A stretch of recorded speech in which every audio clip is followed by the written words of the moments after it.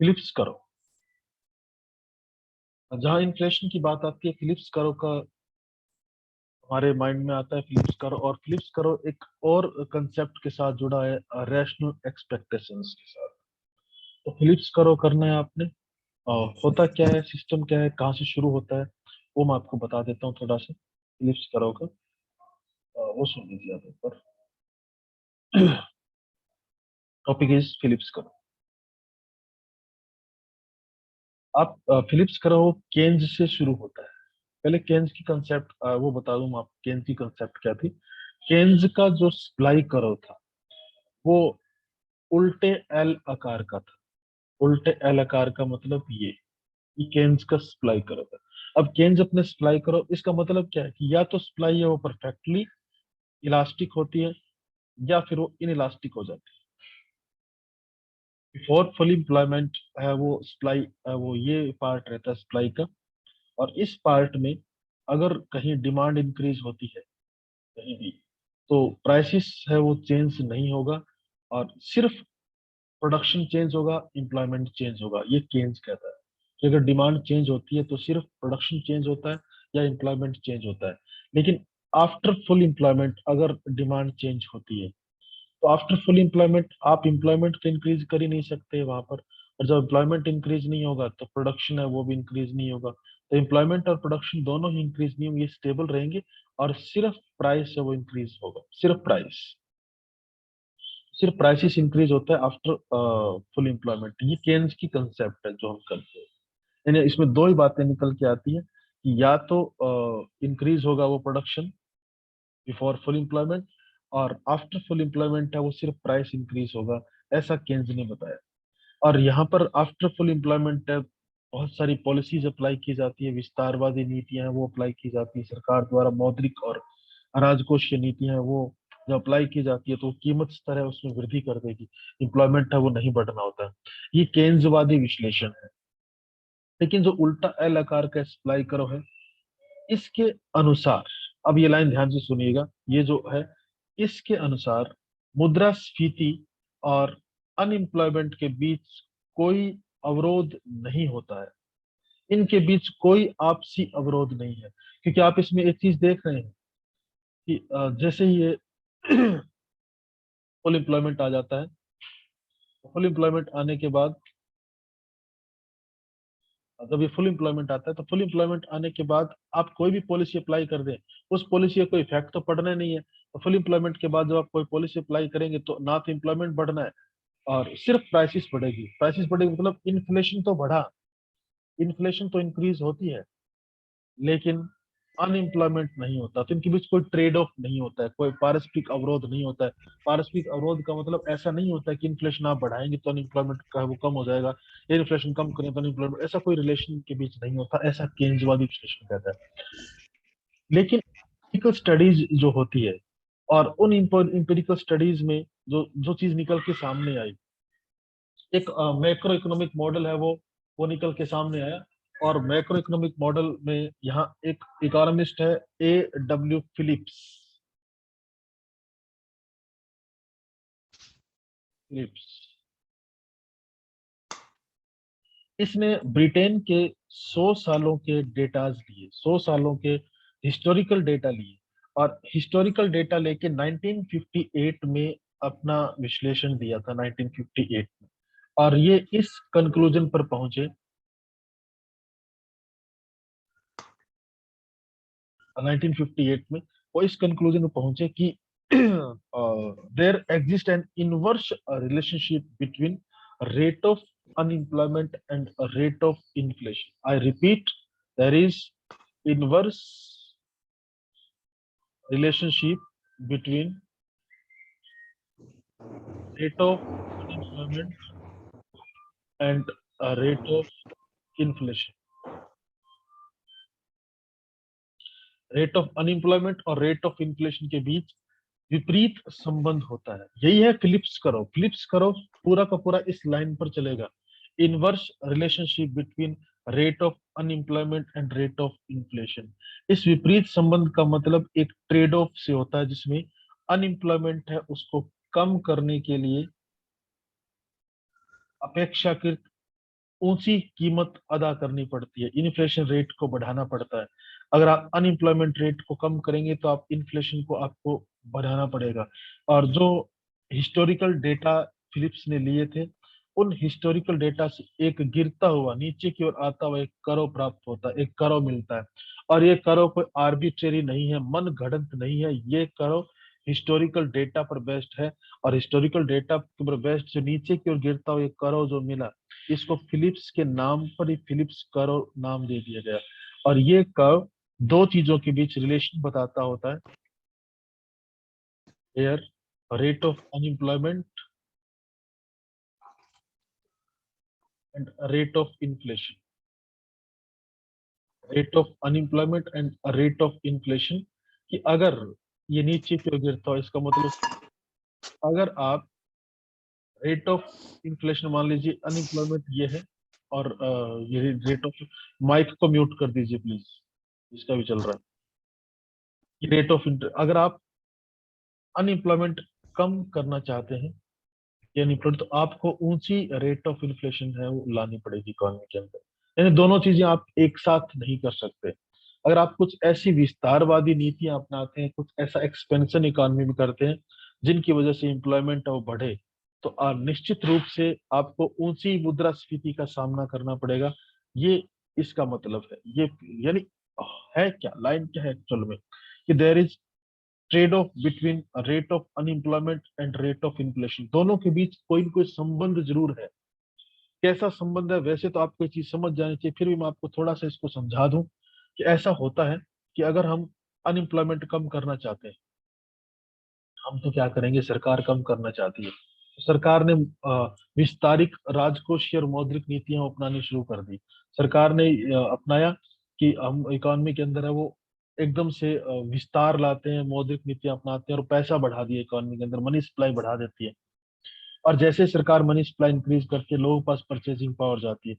अब ये money supply जब बढ़ाते हैं तो लोग डिमांड करते हैं, डिमांड करते हैं, फर्म्स ये सोचती है कि हमारे प्रोडक्ट की डिमांड बढ़ गई, और फर्म्स ने उस बढ़ी हुई डिमांड को पूरा करने के लिए प्रोडक्शन को इंक्रीज कर देना है। प्रोडक्शन इंक्रीज होगा, लोगों को काम मिलेगा, एम्प्लॉयमेंट मिलेगा, एम्प्लॉयमेंट मिलेगा, वो लोग डिमांड और ज्यादा करेंगे। लेकिन उस डिमांड और ज्यादा ने इन्फ्लेशन को बढ़ा देना है। यानी काम तो मिला, एम्प्लॉयमेंट तो मिला, लेकिन साथ में मुद्रास्फीति जरूर आती है। और अगर आपने प्राइसेस को कम करना चाहा, इन्फ्लेशन को कंट्रोल करना चाहा, तो जब प्राइसेस कम मिलेगा उनके प्रॉफिट कम हो जाएंगे, और प्रॉफिट कम होंगे तो वो अपना प्रोडक्शन है वो कुछ हद तक कम कर देते हैं। और प्रोडक्शन कम होता है तो उसके बाद इकोनॉमी में एम्प्लॉयमेंट और ये चीजें हैं वो कम हो जाती है। तो कहीं ना कहीं दोनों आपस में रिलेटेड है। जो इन्होंने हिस्टोरिकल डेटा लिए थे, वो हिस्टोरिकल डेटा के बेस बेस पर भी ये जो फिलिप्स कर्व बना था, अगर यहाँ अनएम्प्लॉयमेंट रेट और annual rate of increase in price, तो वो कुछ ऐसा ही बना था। इसको उन्होंने बनाया, वो ये बना था। अगर आप उसके डेटा, अगर आप बुक से पढ़े और डेटा लेके देखें, तो फिलिप्स कर्व ऐसा ही बनता है। और हमने इसको जनरली डाउनवर्ड स्लोपिंग का ऐसे नाम दे दिया। तो ये फिलिप्स कर्व का रहता है। और फिलिप्स कर्व का मेनली जो था, इन्होंने यूएसए पर भी काफी स्टडी की, और यूएसए की स्टडी भी है, ब्रिटेन की स्टडी भी है। और यूएसए है उसमें 1960 है, उसके डिकेड, जो 1960 का डिकेड है, उसके डेटा से ये रियल फिलिप्स कर्व भी खींचा गया, जो मैंने अभी आपको बताया ना, ये 1960 का डिकेड था। 1961 से लेके 69 तक उनके भी जो आंकड़े लिए, उनसे देखा कि अनएम्प्लॉयमेंट रेट और इन्फ्लेशन के बीच है वो बीच संबंध है।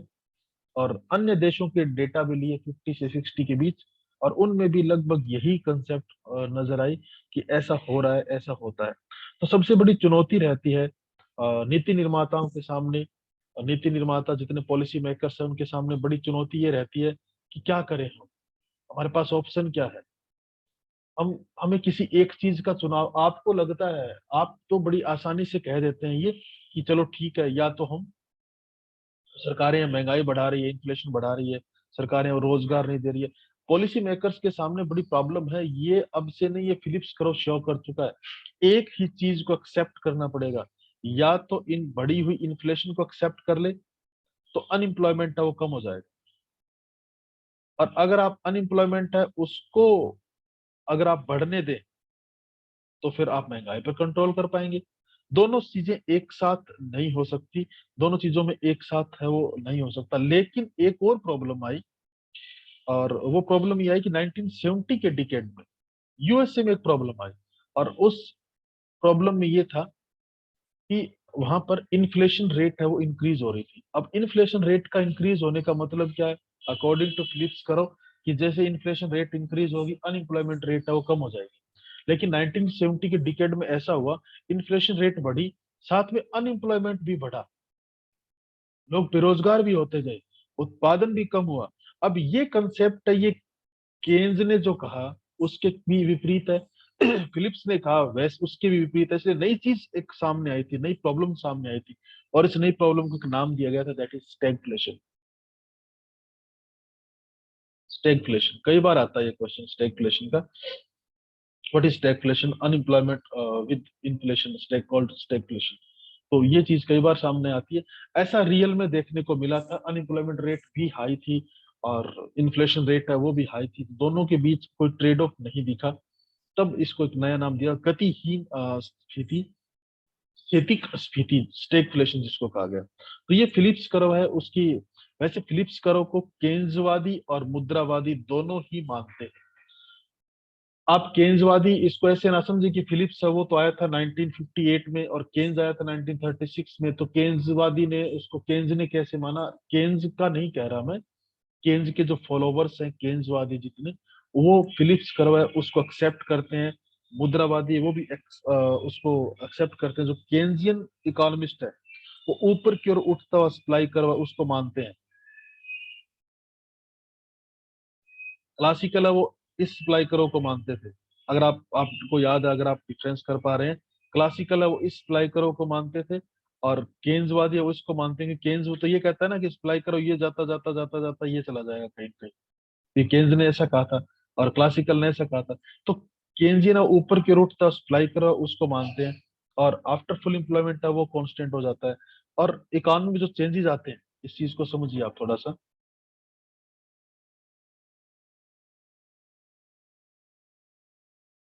ये सप्लाई करो है, ये डिमांड का है, एडी, और ये प्राइस है वो प्राइस। जैसे ही डिमांड इंक्रीज हुई, डिमांड इंक्रीज हुई, हम ये करें डिमांड का, और डिमांड इंक्रीज होते ही, क्योंकि सप्लाई बढ़ तो रही है लेकिन सप्लाई उतनी नहीं बढ़ रही है, ये केन्जियन कंसेप्ट बता रहा हूँ, प्राइस है वो इंक्रीज है। लेकिन आप एक चीज समझिए ना, डिमांड इंक्रीज होती है, एग्रीगेट डिमांड इंक्रीज होती है, एग्रीगेट डिमांड इंक्रीज होने से इन्वेस्टर है उनको फायदा होता है और प्रोड्यूसर्स को फायदा होगा। वो लोग तो ज्यादा लोगों को काम पर लगाएंगे, इम्प्लॉयमेंट ज्यादा देंगे, इम्प्लॉयमेंट ज्यादा देंगे तो वहां पर अनएम्प्लॉयमेंट रेट है वो कम हो जाती है। तो अगर ये प्राइस है शुरू वाली P0 प्राइस है, P0 प्राइस पर अगर अनएम्प्लॉयमेंट रेट ये है, तो जैसे ही प्राइस बढ़ी, ये वाली प्राइस हुई P1, अनएम्प्लॉयमेंट रेट है वो कम हो जाती है। अगर और ज्यादा इकोनॉमी के अंदर डिमांड बढ़ती है, ये वाली, तो प्राइस है वो और अब चले जाएंगे, लेकिन इस प्राइस पर उनको और फायदा होता है, और लोगों को काम पड़ रहा है। तो जैसे जैसे प्राइस बढ़ रहा है, जैसे जैसे डिमांड बढ़ रही है, सभी को फायदा होता है, प्रोड्यूसर्स को, और वो लगाते जाएंगे। लेकिन अब इन्हीं ए, बी और सी, इन्हीं पॉइंट्स को अगर हम यहाँ लाएं, ए डैश, बी डैश और सी डैश, इन तीनों को अगर हम पॉइंट्स को मिला दें, तो अपने पास जो कर्व बनेगा ये फिलिप्स कर्व बनता है। तो ट्रेड ऑफ है प्राइस, मतलब इन्फ्लेशन के बीच और अनएम्प्लॉयमेंट की रेट के बीच, इन दोनों बीच ट्रेड ऑफ है, ऐसा फिलिप्स ने भी शो किया। ऐसा फिलिप्स के बाद वाले हैं वो भी इस चीज को मानते हैं, केन्सवादी भी इस बात को मानते हैं, और मोनेटरिस्ट है वो भी इस बात को मानते हैं। लेकिन एक प्रॉब्लम आई, the problem is collapse of Phillips करो, कोलैप्स ऑफ फिलिप्स करो, भंग हो जाता है, इसका विध्वंस हो जाता है, ये खत्म हो जाता है फिलिप्स करो। और बहुत सारे डेटा लिए, उन डेटा के बेस पे ये फिलिप्स करो यूं कुछ बना, यूं चला गया, फिर यूं आता है, फिर यूं आता है, फिर यूं आता है, यूं आता है।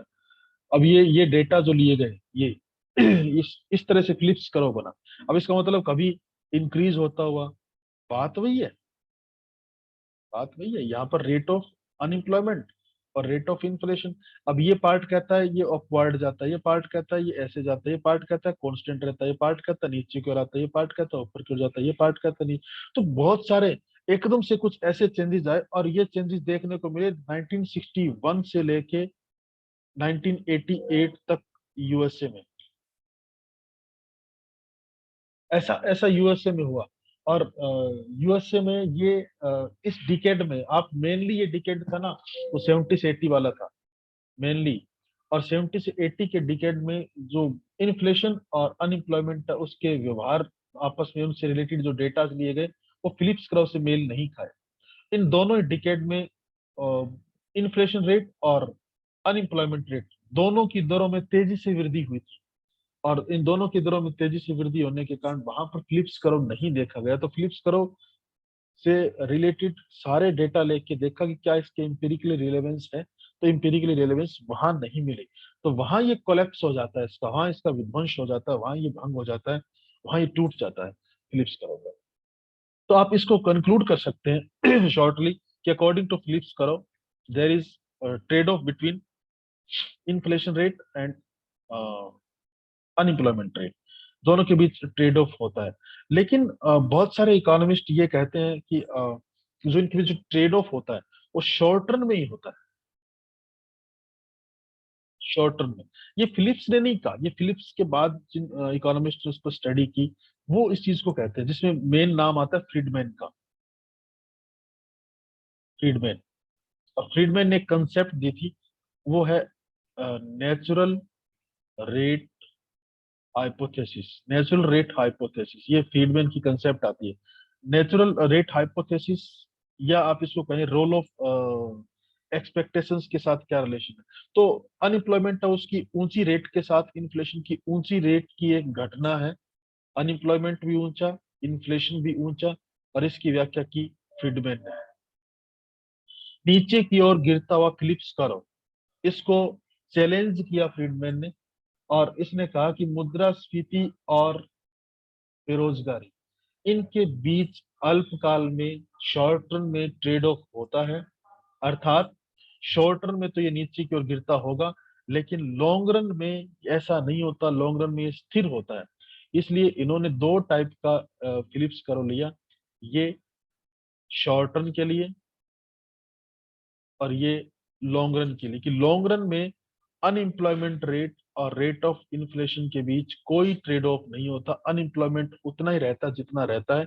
और डेटा के अकॉर्डिंग ये 6% नेचुरल रेट मानी गई थी, 6%।